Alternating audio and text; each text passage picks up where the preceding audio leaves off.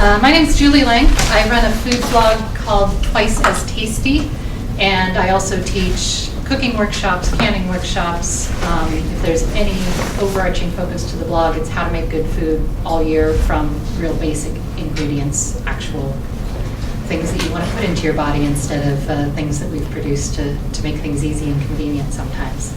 And the classes and the blog and the recipes on it, there's everything from bread making to cheese making to canning, and they asked me to come in today and talk about canning.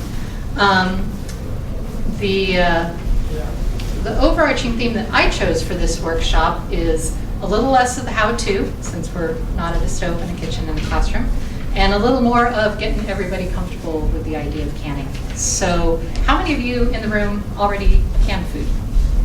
All right. And if you don't can food, is it just because you're busy? Or is it because you're kind of terrified of making your family sick? It's both of those.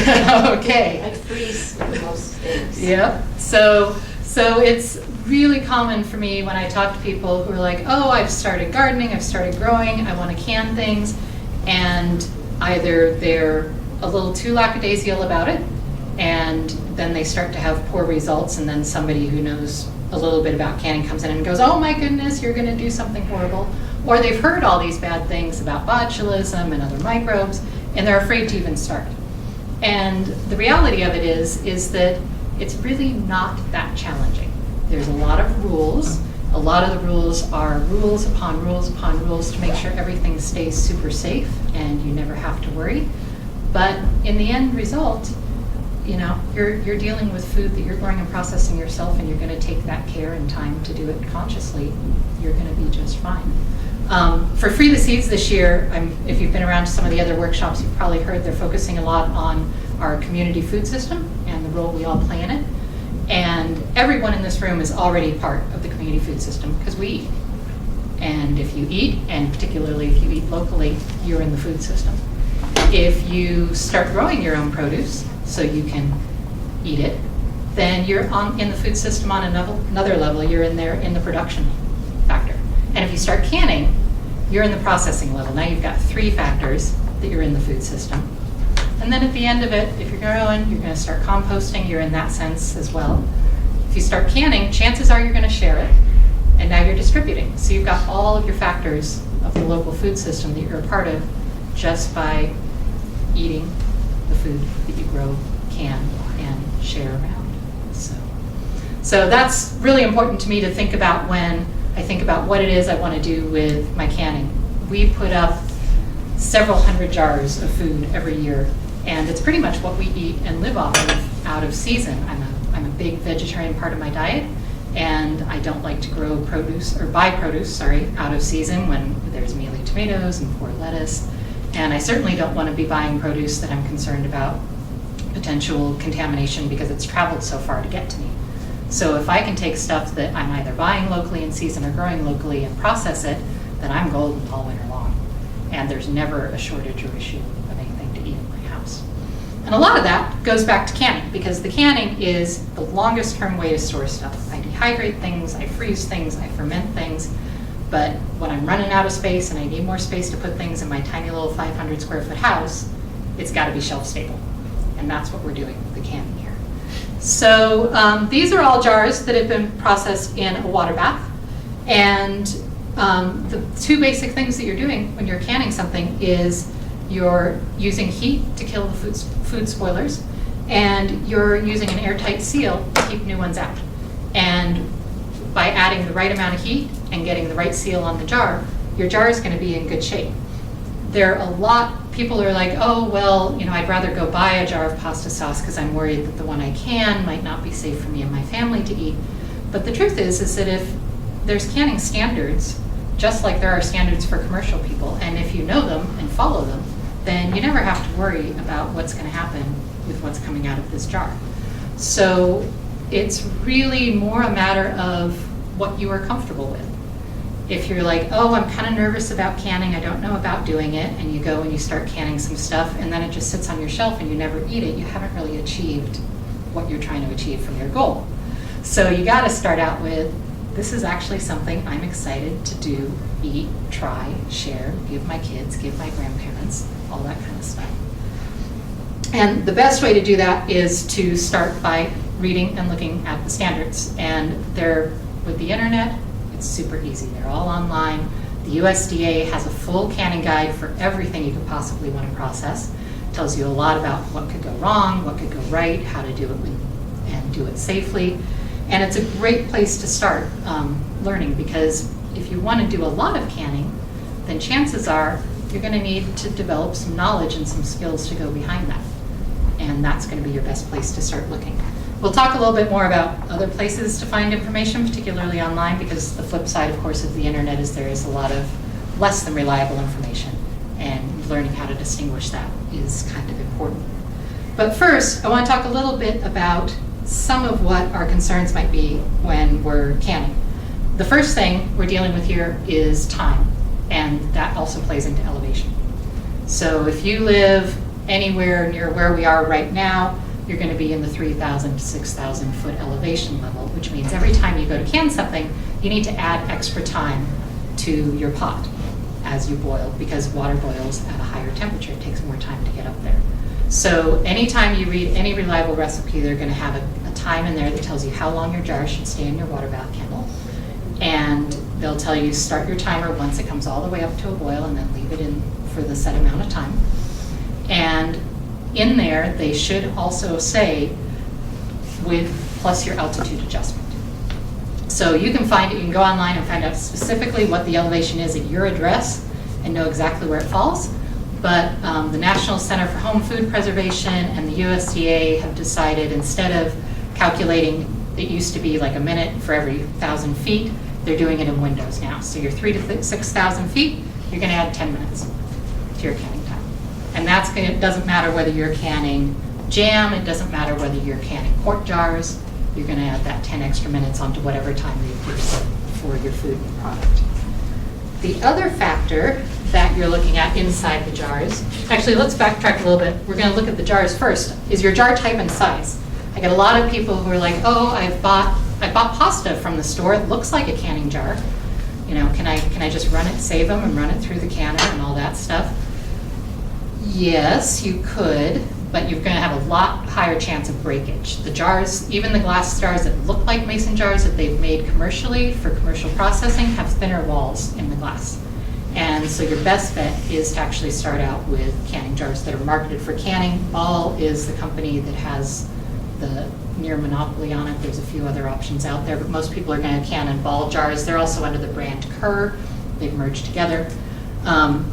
And you can buy them in all sizes. Jam jars, flatter ones, these are all 8-ounce jars. There's little half sizes if you want to do samples for people, pints, and I've got quarts for my pickling workshop later on.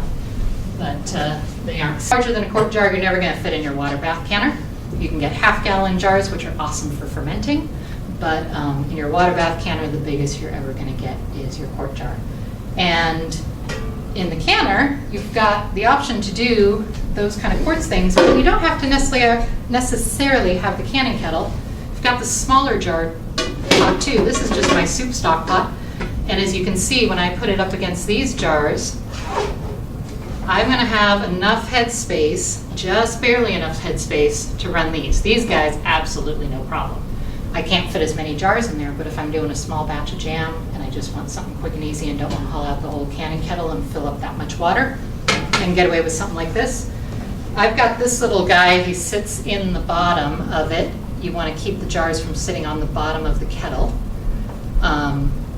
And I got him because he's pretty low profile and pretty stable. I haven't yet decided if I really like him. Works better for some jar sizes than others. So that's specifically for canning? Yeah, I tracked down at one of the stores where I buy canning supplies, and they just happen to have it. I gave it a go. A lot of times, I will just take a bunch of rings, set them in the bottom of the jar, make a nice little mold, set the jars on top of it. If you've got enough space, you want a couple inches of water that you can keep over the top of your jars the whole time. So as long as you've got enough space for that, you're good to go. If you're doing a lot of canning though, you're going to want a bigger kettle. This one holds 7 quart jars, and if you're going to be going and running a bunch of batches, it's going to be a good way to get yourself going. So your jar type matters, your jar size matters when it comes to safety. If you're going to switch up the size of jars for your recipe, you're going to need to change how much time it goes in the bath. It's logical if you think about it. Larger jar, more food, denser volume, it's going to take longer to heat to the center of that jar, which is what you're trying to do. So if I've got a recipe that calls for jam jars, and I'm like, we're going to go through this like crazy, I want to can them in pints, you're going to have to add some extra time. It's usually 5 minutes, just to make sure you get everything heated up in there. If you go down a size, you can get away with a little less time sometimes, but you have to be aware of what it is you're putting in those jars if you're going to can smaller jars and cut your time down. The other thing on these jars, you can really use them. The canning jars are endlessly reusable. I've got some that I inherited from grandmothers and friends of grandmothers and other things that I'm still canning in. As long as they aren't, I always check them when I go to can, check the tops, make sure there aren't any chips or anything on the glass, and get them clean and they're good to go. What you can't reuse are the lids. So every time you're going to need to buy new lids to put on top of them. They've got some out there that are reusable lids. I've been playing with them. I hear hit or miss things from people about how long they work, how reliable they are. I've still got some in my collection, but ultimately I do a lot of these. Part of it too is I give away a fair amount of food, and I don't want to have to track down my fancy expensive lids in the end. So these you'll use fresh every time, but the jars are reusable and the rings are reusable. And so when you come to your canning supplies, you've got your initial investment of some of these tools, but then you've got some that you've got to stockpile now, and you're just going to keep using them up every year. Some other tools I find handy: funnel for filling, super handy, because as you can imagine, as you're going to try to pour or layer something inside, this jar is pretty narrow. I want a little more space to get it in there. I'm a huge believer in having a kitchen scale. I'm a bread baker. I bake with sourdough.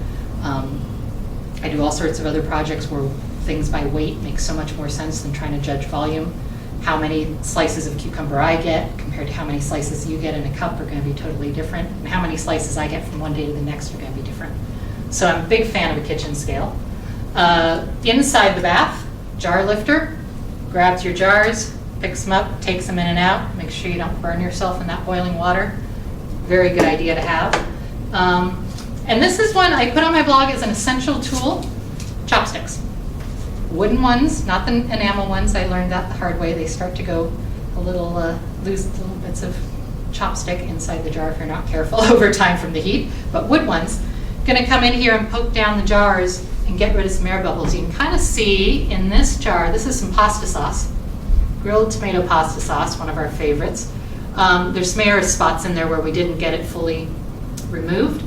And those are options where you're just going to have the chance to, the more air you've got left in your jar, the more chances you're going to have of too much air in there and causing things to not seal safely. So the more you can get those out, wooden chopstick is my favorite way to go. So would you still eat that jar, or, oh, yeah, or eat it right away? Or nope, this jar is good. He's fully sealed. Nothing going wrong with him. He sealed just fine. It's such a dense pasta sauce that it's hard to get all of the air out of it. But what I would do is, when I go to open it up, is make sure that there hasn't been anything that developed in top as far as mold and things like that. He's totally safe to use. He's just got a little extra air sitting in there because he's so dense. And the more you can get rid of that, then the better your jar is going to look, the better you're going to feel about using it for sure. And then the last factor in that, and related to the same thing with the air, is the headspace. So also in this jar you can see I've got pretty good headspace around here. You usually want about 1/2 inch is your general rule of thumb. For most things, it varies depending on what you're canning, how liquid, how dense, jar size, which usually means you're going around to the bottom of this rim as you're filling. This bottom line here is going to give you about the right area. We got ours a little full, probably partially because I've got a little bit of airspace in there, probably looked just fine. But he seals up just fine, and it's all in good shape. This one is a roasted strawberry chamomile syrup. So it's liquidy in there. It's supposed to be, and you can probably see a little bit better how it's got that headspace right through there, and that's really ideal. The biggest issue with your headspace is going to be how the whole process of canning works. What you're trying to do is seal your food in there, And we all think, okay, we're going to take this lid ring, we're going to crank this ring on it, we're going to put it in the water bath, it's going to seal. It's actually not quite how it works. It's a vacuum is how it works. So when you go and you fill your jar, you've got air in there, and you're trying to remove all the air out of it because you're trying to create this anaerobic environment. So you put your lid on, you put your ring on, you only put it on finger tight. You don't want to crank it down because you actually want the air that's in there when you add the lid to release itself as it heats. As it heats up, it'll push the air out of it, and then your seal will come down, it'll make that lovely popping noise that happens, and now your jar's fully sealed, and it's safe to sit there for as long as you need it to. It's advisable to eat your canned goods within a year because they're going to taste best, but they certainly will last longer in the jar as long as it seals safely. I've got some up here. Found one, the Lost Soldier from 2015, sitting back on my shelf. Some of these were, a lot of these were last year's. Some of these were the ones before. So these jars, they've sealed, they've got all of their coverage. Your lid otherwise, it's going to make that popping noise. And you want it to pop down and release its vacuum. So when you tighten them on, finger tight is all you need to do because you're trying to get that vacuum out. Once you get your vacuum sealed, then you've sealed out anything that's going to potentially try to move in there and cause damage, and your jar is safe and good to go. Do you measure the headspace? I mean, how accurate do you need to be with the headspace? I feel like I'm very random. Nope, I get you. I don't measure, I don't sit there and take out a ruler or anything like that and do that. I know that where the bottom line of this jar is about where I want to hit. My canning partner will tell you I'm notorious for overfilling and trying to cram that much more in there. The real risk you run if you overfill is that stuff's going to come out in your canner. And so if you've ever overfilled a canning jar and you open up your canner and you find things kind of floating around in there, chances are it's come out from the top because you had too much inside. And that creates a problem with your vacuum because now you've got debris around your ring, you're not going to get your jar to seal.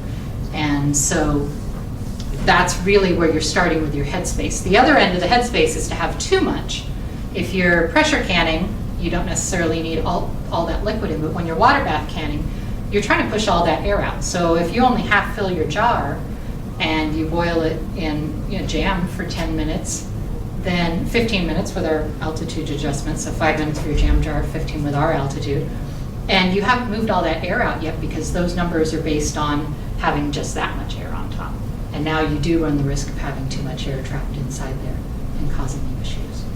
So, but yeah, as far as how exact and scientific you have to be about it, do what's going to feel comfortable and do it as a learning process. Realize that, okay, I overfilled that jar and I've always only filled them this far, but now I'm canning something different and it's going to fill differently.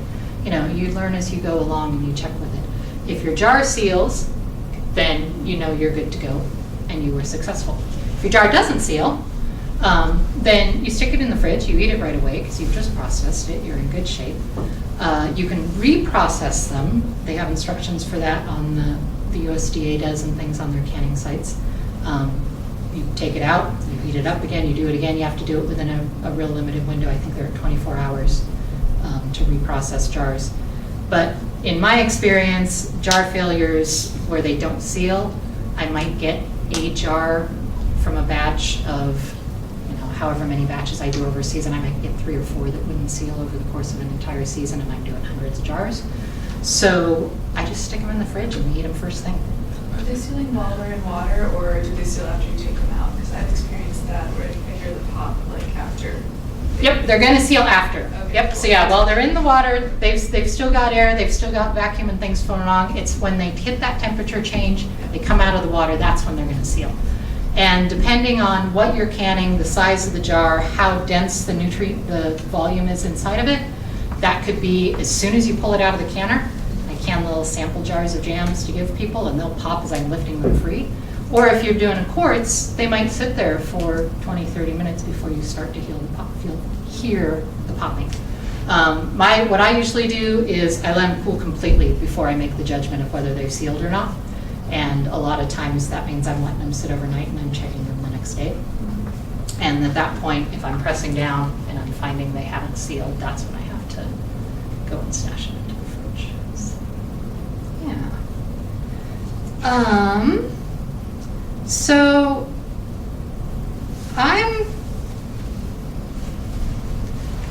gonna have you guys just shoot me some questions, and we'll come from here. If we got a lot, I've got a lot of. I could talk about canning all day, to be honest, and I've got a lot of information about the science behind it and some of the pH factors and the acidity and things like that. I'm teaching a pickling workshop this afternoon. We're going to talk about that a lot more. But more importantly, I want to make sure we're answering some of the questions that you guys have, so we get you a little more comfortable with canning. So besides fruit, pickles, or tomatoes, like, is that like carrots or something that you have there? Are they pickled? Yep. These So are pickled carrots. Do you can water bath, not pressure? Do you can vegetables that are not pickled? No. Okay. So, and here's where we're talking about our pH and our acidity. So, to safely can in a water bath, you have to get the acidity of a vegetable to a level where it's going to stay in this anaerobic environment and everything's going to be nice and awesome. And that's, the magic number is 4.6 pH. So it's kind of confusing because you've got the higher your pH number, and the lower your acidity, it's the opposite of what everybody thinks. And I've got a fabulous way to say that written down here somewhere. So what we're talking about is with your pH levels. Oh, that's in for the pickling workshop, never mind. So yeah, so what you're looking for is your high acid foods. So your pH number, the magic line they call, is 4.6. If you have a number below that, then you're safe, you're good to go, because you have enough acidity in the jar, which is your fruits and some of it's mostly the fruits actually that are going to be naturally below that level where they're going to be safe.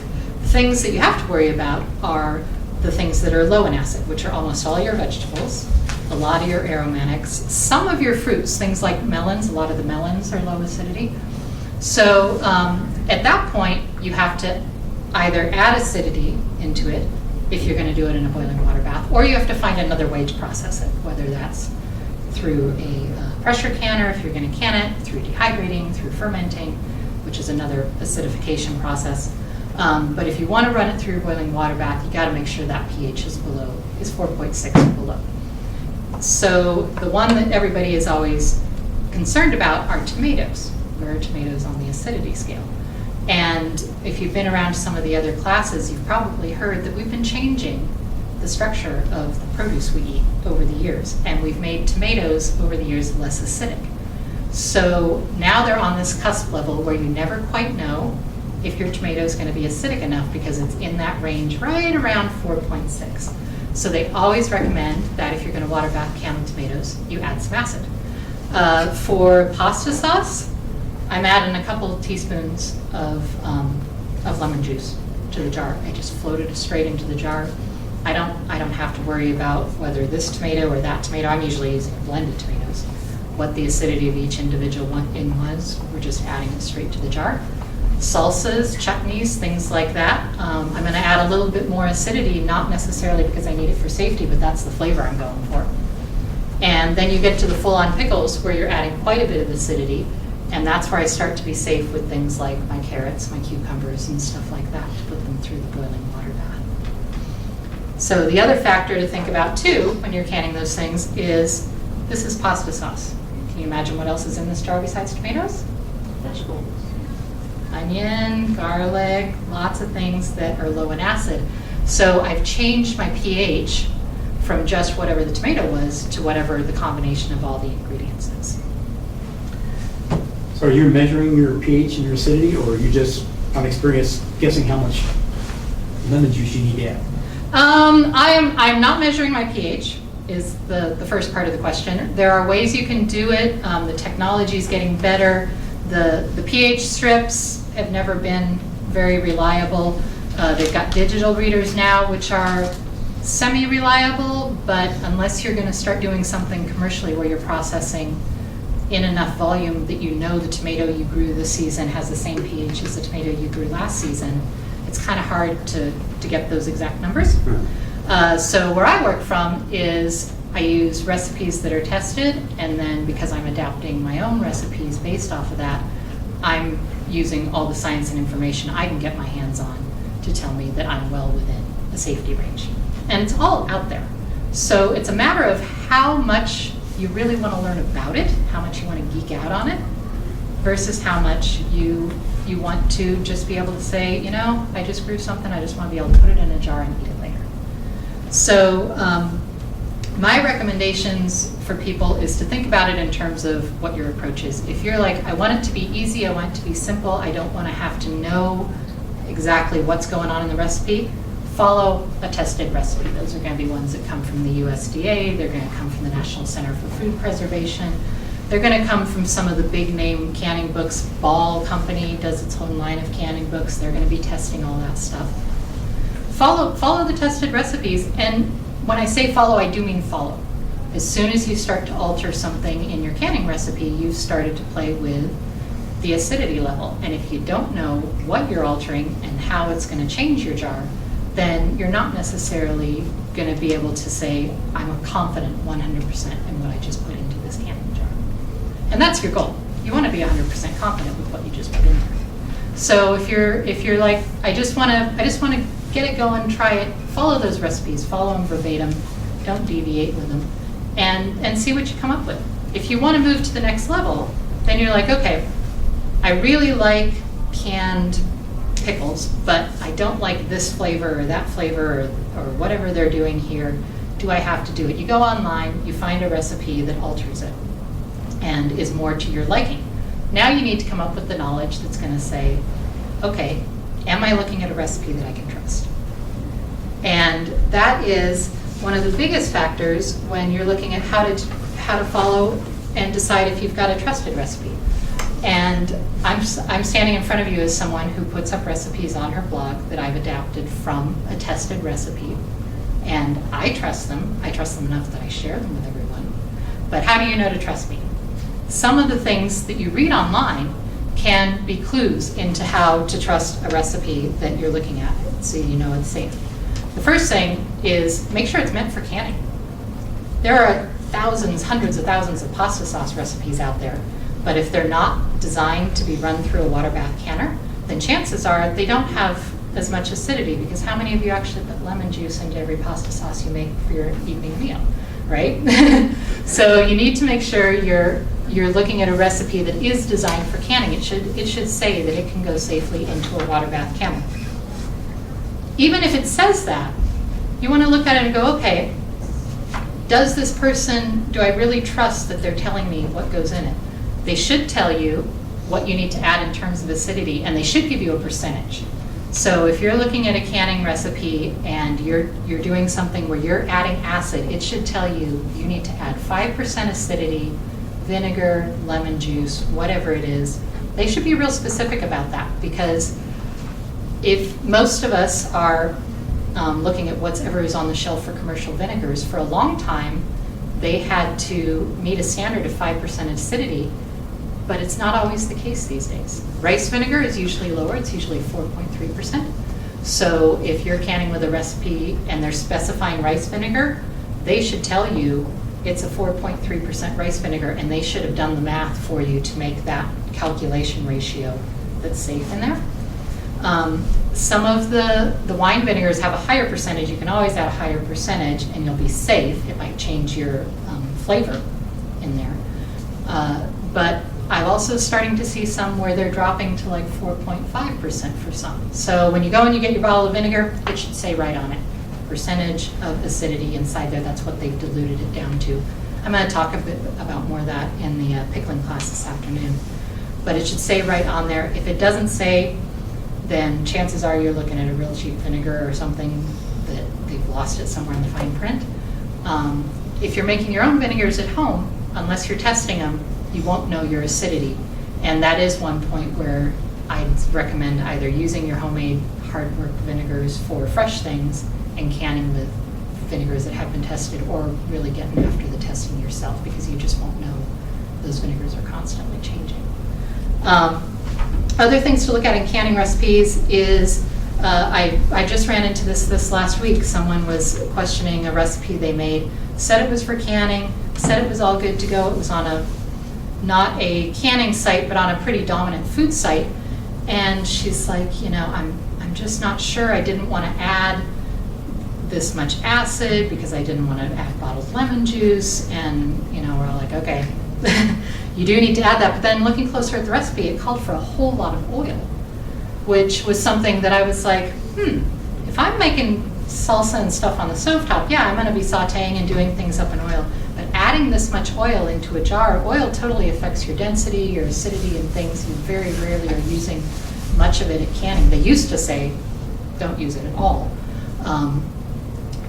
So it's one of those things where I'm like, you're adding half a cup of oil to this batch? That kind of triggers my brain cells that maybe this isn't a recipe that's really designed for canning, even if they're purporting that it is. Other things to look at are that there's really specific about processing time, jar size, and altitude adjustment.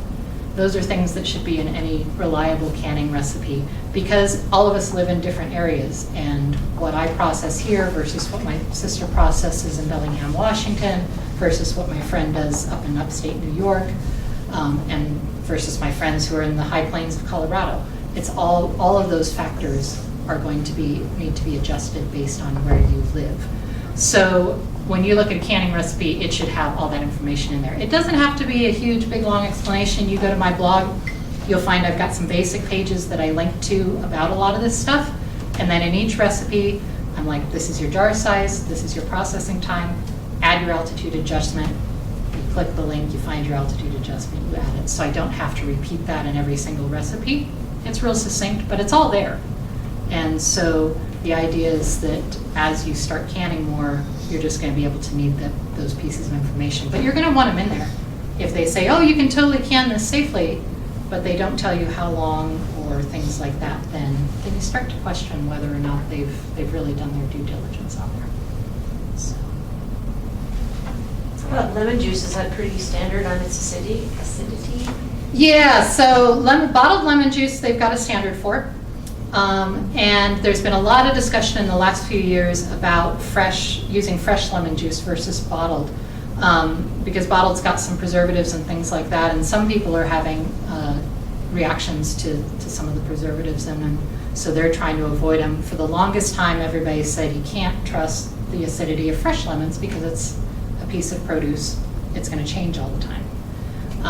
What they're starting to realize is that they really don't change that much. Linda Zedrich, who is one of the canning gurus out there, she's been doing it for a long time, and canning and fermenting and things like that. She's got a great article on her blog where they went and they tested the bottled lemon juice versus a bunch of different lemons. They talked to a bunch of people at the extension services and the research centers, and they're like, really, they're all within the range, which is something else you have to think of whenever you look at a published list of a pH of a particular piece of produce. It's going to have a range, because they can't nail a pinpoint number, because it's going to change versus, based on your climate, your conditions, the growing season, stuff like that. So what they've been found with lemon juice is a lot of it's well within the range, and so people are starting to use that and use the fresh lemon for their canning processes as well. The one exception to lemons, which I always forget to add because we live here and we don't usually buy them, are Meyer lemons. If you've ever heard of them, they're actually not a true lemon. They're a cross of a lemon and I believe a tangerine. And so their acidity isn't going to be high enough to run the same process as your standard lemon. They're fancy, they're gourmet. You think you're doing the right thing by throwing it in your canning jar, but the pH on it isn't the same level, so you'd have to adjust for that. What else we got? I have a question. Mm-hmm. I have some canned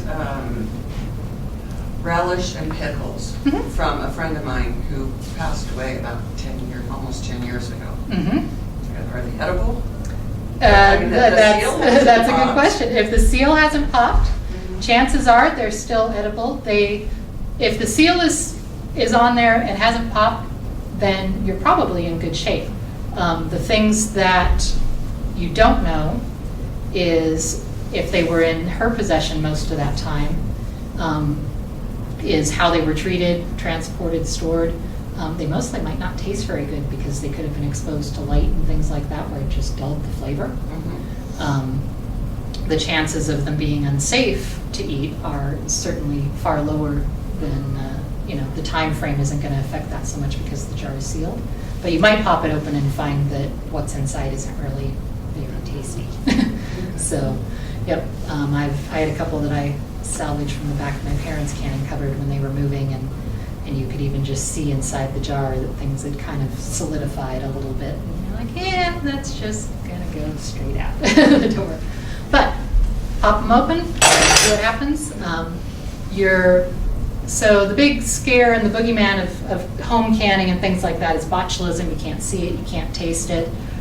It is something to be serious about because it can kill you. But the reality of it is that the chances of it killing you are super slim. I've got some stats, I've got some paperwork up here with some full-on numbers, and we'll talk about it later this afternoon. But the CDC has their latest report. There were 4 nationwide cases of foodborne illness from home canning. And all of those were from people who weren't canning properly. They were trying to do potatoes in a boiling water bath without any added acidity. But 4 cases nationwide. And this is in comparison to, let's see, what are my numbers for that?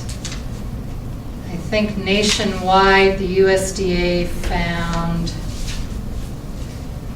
that, there are my numbers. Yep, so yeah, 4 cases, 2016 was their latest report. That's in comparison to an annual estimate of 48 million people who are getting sick from E. coli, salmonella, other cooties, usually from commercially grown processed foods. They also say 1 in 5 people can, 1 in 6 people are getting sick from the commercial foods.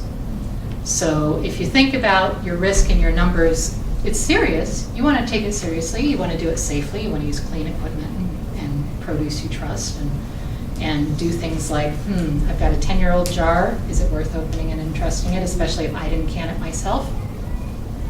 Those are questions that you want to take seriously and ask yourself. But the reality of it is, if you do it properly and you follow the directions, you're good to go. The other thing you can find inside your canning jars sometimes is going to be things that you can see. If it smells bad, if there's mold on it, those are all things, something didn't seal right, something didn't work right. Toss the jar for sure. You don't want to mess with trying to scrape off that stuff and eat it because you don't know exactly what happened there with your long shelf stable goods. And I do a lot of really low sugar canning, particularly with my fruits and my jams and things like that. So they won't have as long of a shelf life in the fridge. The jar is fine, the jar is great, it's been on the shelf a year or 2, and we open it up, everything looks golden, but I stick it in the fridge and it'll spoil faster, particularly than a commercial jar. You can keep a commercial jar of jam for months and months. And my home canned ones might last a couple weeks, and that's usually because I haven't put as much sugar in there. Sugar is part of one of the preservatives that really takes effect once you open your jar. Are you using pectin in your jams? Sometimes I use pectin, and sometimes I don't. I do a lot of jams where I'm separating out. This is one of them here. I've got the roasted strawberry syrup. I macerate the fruit and roast the fruit and macerate it, so I separate out the liquid and the fruit. And now I'm canning more of the solids. It's technically not a jam, more of a fruit spread. But for me, I don't have to cook that down as long. I don't have to boil it as long. And now I've got 2 products. I've got syrup and I've got jam coming out of the same jar. So I do that a lot. And then I don't have to add all that extra sugar to try to get everything to set and activate the pectin. When I do use pectin, I use Pomona's. These guys here. Love what they're doing with their stuff. You can alter the recipe to use little to almost no sugar. I swear I'm not a promoter for them. But they're processing the pectin in a different way. So it's a citrus-based pectin, and you activate it with calcium. They've got 2 separate packets in here. Oh, this one's been in use, so it's missing a calcium packet. So this is the rest of the pectin packet. And the calcium went into a jar with water that's probably still sitting in the back of my fridge from last canning season.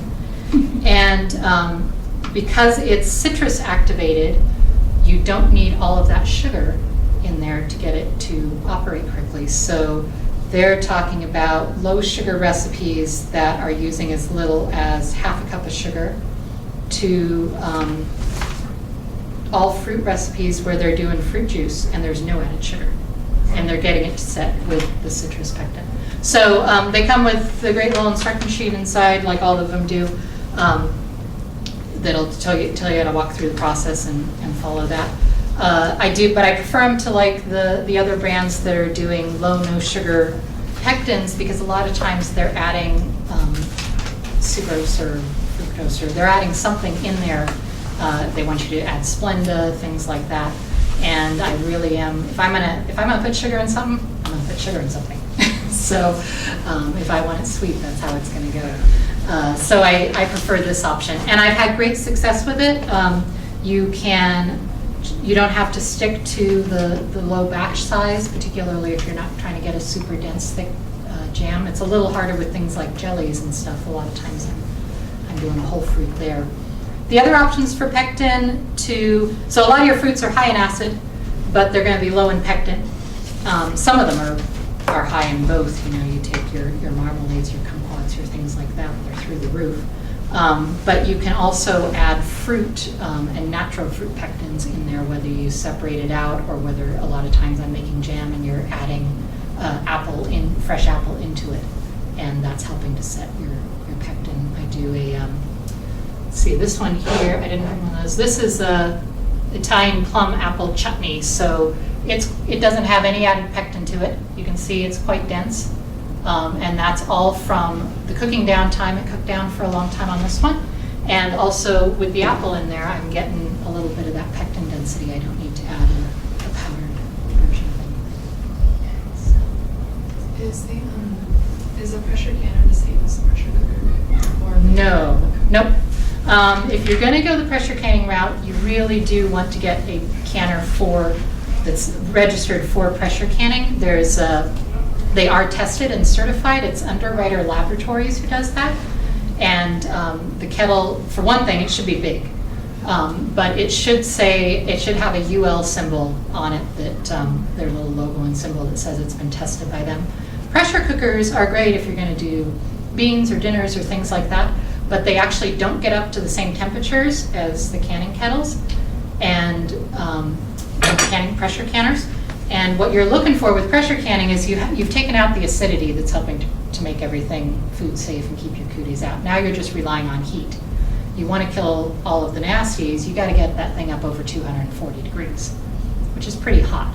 So your pressure cookers, they aren't built for that. They aren't going to get you up to that temperature, and besides being the size issues and things like that. I personally don't do any pressure canning, and it has nothing to do with, some people are a little concerned and scared about, it's the big thing steaming all over the world. I grew up around it, so I'm comfortable with it. But the main reason I don't do it is I don't eat a lot of meat. And to my mind, that's really your advantage of pressure canning. If I lived up in Alaska and I had access to a lot of salmon, I'd be all over pressure canning. But I'm a vinegar fan, I'm a fermented foods fan, so I'd rather have my cucumbers pickled, my snap beans pickled and crispy than soft, gooey pressure can. So you pickle everything, well, not everything, but I mean, I pickle like a lot your of beans, things. your beans. Yep. So they're pickly versus just like a bean off of Yep. So yeah, if you think about it, you eat your fresh beans, you're fresh right off the plant or freshly cooked. They've got a certain flavor to them. You eat beans that have been canned in a pressure canner, and they're soft and kind of mushy or commercially canned, and they've lost a lot of that flavor that's come out of them through that heat. Right.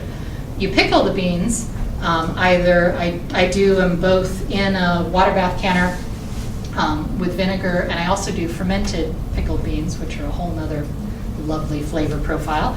I'll be talking about that this afternoon. But you go and you pickle them, if I'm canning them in the pressure canner, I'm gonna get that vinegar flavor in them for sure. But they're only in the canner for, I think it's 15 minutes at our altitude. And they're bright, they're crisp, they're crunchy. Mushy. They're not mushy. If you wanna pickle them, you have to add enough acidity to get it to be safe. Right. So you don't want to cut back if you're like, oh, I'm kind of on the cusp of whether or not I like pickles. You don't want to cut back. I have had people who've pickled and then they rinse them before they eat them if they don't like as much vinegar. That's how they're starting to get their kids to eat them sometimes. Yeah. She doesn't like pickles. Yeah. So, and my best advice for that is if you're going to start playing with, okay, I want to start doing it at home, but I don't know if I'm going to like it, do a refrigerator jar. The workshop I'm doing this afternoon on pickling, we're going to talk about quick pickles that you can make literally while you're making dinner, pickles that go in the refrigerator, ones that you process, and ones that you ferment. And if you're like, I don't know if I'm going to like the pickles, do a jar in the refrigerator. You only need a jar's worth of produce. You can do it at the same ratios that you would use in your canner, so you know whether you're going to like it. Let them sit in the fridge a few days, see what you think. So could you, like a veggie stew or Yeah. veggie chili, could you water bath can that if you add enough acidity to it? Or would you just say that's just really pressure? A lot of the stews and soups and things, they are pressure canning, mostly because if you think about it, the things that you're going to put acidity into, you're going to taste that. I can a recipe that's that I got from somebody else that's technically considered a relish. I use it as a pasta sauce, but I can taste the vinegar in there. I like the vinegar, I don't mind it, but somebody who's like, oh, this is kind of an interesting pasta sauce, they would probably think so, because you're going to taste it. And it's kind of the same with your soups and things like that, is you got to add enough acidity in there, it's going to add that flavor. You're also doing a whole bunch of different produce in the same jar. So when you start getting into that category of I'm putting a lot of different things in a jar and I'm not adding enough acid to make, the most low acid food safe, then you got to start following a recipe where you know you're going to hit those targets, because everything's going to have a different pH level. So that being said, there are recipes out there. There's some that they've tested that they are doing, and some are in water bath and some are in soups. If you're doing adding any meat into it, definitely got to be pressure canned, or you add it afterwards. I'm a huge fan of canning up the basic thing and then using that to alter my recipe when I go to make a meal. I'll can up this pasta sauce and I'll be like, oh, I want to add some mushrooms, I want to add some shrimp, I want to add, do it with some cheese. You add all that stuff after you've opened the jar. You're going to heat the jar up anyway to throw it on your food, so the few extra minutes you spend to add those low acid things in there are certainly fine. The best source I know of right now for soups and stews and things that are going in the canning jar is actually the Ball Company. They used to be pretty boring in their recipes. They've gotten a little more creative in recent years. Their new Ball canning book came out a couple of years ago, and they've got a bunch of soups and things in there, and I don't remember how many are pressure canned versus done in your water bath, but they'll have some recipes that are worth playing with. So. What else we got? We got a few more minutes. Any other questions? I guess on the sugar ones, I'm assuming that it also needs to be 4.6 pH or below, even if it's a syrupy thing. Yep. So you're saying the sugar doesn't really preserve it until don't get the preservative nature of it until you're in the fridge. Mm-hmm. Yeah, so adding sugar into canning, I'm still learning some about the science behind this, because for the longest time I couldn't figure it out. I'm like, okay, if I have to have the acidity to make my jar safe, why in the world do I need the sugar? And why do I have to have so much sugar? You look at canning recipes that are full sugar recipes, they've got more sugar than fruit by volume in that thing. And I love really fruit-forward jams and things. That's why I started working with Pomona's pectin. What I've realized is that there are several factors at play, of course, because that's how it always works in science. It can't just be easy and simple. And the biggest factor of the sugar is that it's what's going to do the preserving once you open the jar. It's going to keep that jar in your refrigerator longer. But it still has an effect in the canning because the sugar is helping to shift the water content and the water volume. So it's the same thing with salt when you're fermenting and you're pickling. You think a cucumber is a good example. It's easier to visualize than fruit. But you think about a cucumber, it's got a lot of water in there. You can practically wring one of those things out when you've got one that's overripe. And when you put the salt or the sugar, it starts to infiltrate in there. It starts to kick the water out. Now you're going to have less of a chance for microbes and things to grow in there because they want that water content. So it is playing a role in your canning process, but your safety factor really still is your acid. And almost all of your fruits are going to be in that high acid zone where you don't have to worry about it. The other thing the sugar is going to do, though, is interact with that pectin and get those bonds to form to dense it up. So if I'm making a syrup and I'm looking for it to be more liquidy, then I'm not looking for the pectin set that's in the fruit solids. I can extract out all that fruit and make it work. If I want to make this jelly, I add a lot more sugar in there and probably some pectin to get it to actually gel and set up and form a solid body. So, if that makes sense? Mm-hmm. Yep. Yeah, I think that's what I got to say on that. What else we got? So I can throw some other stuff at you here for sure. The one thing I did want to make sure, and I want to wait to talk about till the end, get you guys out the door, is rules of canning. There's books, there's volumes, there's lots of things out there. I personally have 3 main rules that have nothing to do with the science and the behind the sense, in the sense that, oh, I've got to memorize these and follow a specific direction. These are the things that I think are going to be crucial to either getting you start canning or to getting you canning better. The first one, get comfortable. And that means something different to everybody. Maybe that means that you need to do a lot of reading and research and get geeky about it like I do, so that you know what's going on in every single jar. Maybe it means that you need to have somebody actually show you hands-on. I know a lot of people who are like, I've read the recipes, it looks like I can do it, but I'm still nervous. If you're still nervous, take a class, do a workshop. I teach canning workshops. I come to your home, I teach you and your friends. We do it in your kitchen with your equipment and everything. They teach canning workshops here at the college, so you don't have to gather people and you can just sign up individually and do that. We unfortunately don't have a very good food extension service here in the Valley as far as classes and workshops and things, but you can certainly call and the MSU extension, get information and stuff answered there. But get in front of somebody in person and do it if you're nervous about it still. Or find some friends and people you know who are experienced doing it and say, hey, can I come and can with you? You'll be surprised at how many people have got this in their arsenal of tools that you don't know about. So getting comfortable, I think, is one of the biggest things you can possibly do on whatever level. The second thing is take responsibility for it. You're talking about food doesn't want to sit like this. This isn't its natural preferred form of life. It's already past its prime. We're altering it so we can keep it this way for our benefit. It does nothing for the produce. So learn what you can about it. Start doing it. By all means, get out there, get comfortable, do it, and then ask all the questions that you have. And don't be afraid. There's no such thing as a stupid question about canning. Absolutely not. So don't be afraid to ask. If you've got it, somebody else has already had it before. And then take that information and add it to your arsenal. I think people make the mistake of thinking that, because it's in the recipe and it's been tested and I'm all good to go, then boom, I'm done. And you are. You've canned a great jar of food, but now you want to can something else. You got to learn what the difference is in there. And you certainly have to learn that what I do for dinner doesn't necessarily go make fresh for a dinner for a sauce or a salsa or something, isn't necessarily going to fit inside my canning jar. And why? The more you know about it, then you go back to number one, the more comfortable you're going to be. The third thing, I think, is if you are in doubt, toss it. I'm a huge advocate of, oh my goodness, I made this, I put the energy into it.